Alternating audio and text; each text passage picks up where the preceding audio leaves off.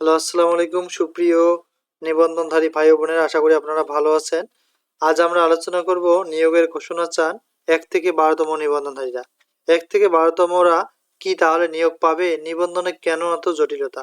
আজ আমরা এই বিষয়গুলো আলোচনা করব। আর যারা ১৯তম প্রিপারেশন নিচ্ছেন তারা চাইলে, যাদের প্রিলিমিনারি রেজাল্ট আসতেছে না, তারা আমাদের কাছ থেকে প্রিলিমিনারি সাজেশন নিতে পারেন। ৮০+ মডেল টেস্ট আমাদের রয়েছে এবং রিটেন সাজেশনও আমাদের অলমোস্ট রেডি। আপনারা চাইলে যোগাযোগ করতে পারেন। আমরা কিন্তু ১৮তমদের ভাইবা সাজেশনও দিয়েছিলাম এবং যাদের পরীক্ষা এখনো হয়নি তারা চাইলে আমাদের কাছে ভাইবা সাজেশন নিতে পারেন। চলুন আমরা মূল বিষয়ে চলে যাই। ১ থেকে ১২তমরা নিবন্ধন পরীক্ষার মাধ্যমে কিন্তু তারা উত্তীর্ণ হয়েছিল এবং এনটিআরসি কর্তৃক একটি সার্টিফিকেটও অর্জন করেছিল।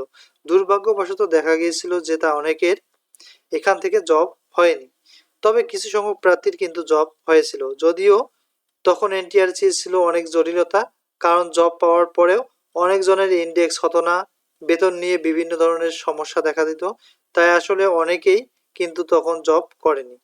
কিন্তু এখন দেখা যাচ্ছে যে এই চাকরিতে যোগদান করা মাত্রই কিন্তু বেতন বা এমপিএভুক্ত এবং ইন্ডেক্স হয়ে যাচ্ছে, তাই অনেকেই চাকরির দিকে এমনভাবে ঢুকে যাচ্ছে যে, তবে ১ থেকে ১২তমদের যদিও বয়স শেষ হয়েছে, তথাপি তাদের জন্য কিছু ব্যবস্থা করলে খারাপ হবে না।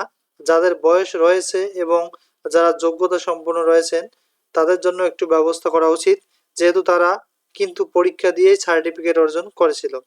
তবে আমরা যা জানতে পেরেছি যে ১ থেকে ১২তমদের মনে হয় নিয়োগ হবে না বলে মনে হচ্ছে না, কারণ এনটিআরসি এ বিষয়ে তেমন কোনো কর্ণপাত করছে না।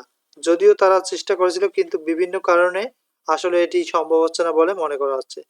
তবে এনটিআরসি চাইলে এ ধরনের পদক্ষেপ নিতে পারেন।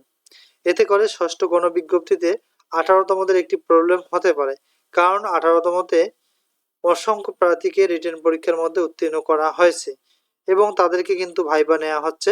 আশা করা হচ্ছে ষষ্ঠ গণবিজ্ঞপ্তি শুধুমাত্র ১৮তমদের জন্যই বরাদ্দ হচ্ছে, তাই হয়তো ১ থেকে ১২তমরা তেমন কোনো সুযোগ পাবে না বলে মনে করা হচ্ছে।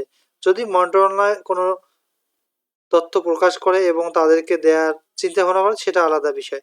তবে আমরা যতদূর তথ্য পেয়েছি তাতে ১তম ১২তমদের আবেদন করার তেমন সুযোগ থাকছে না। তো থ্যাংক ইউ ফর ওয়াচিং। যদি আমাদের তথ্যগুলো আপনাদের ভালো লাগে, অবশ্যই আমাদের চ্যানেলটি সাবস্ক্রাইব করবেন।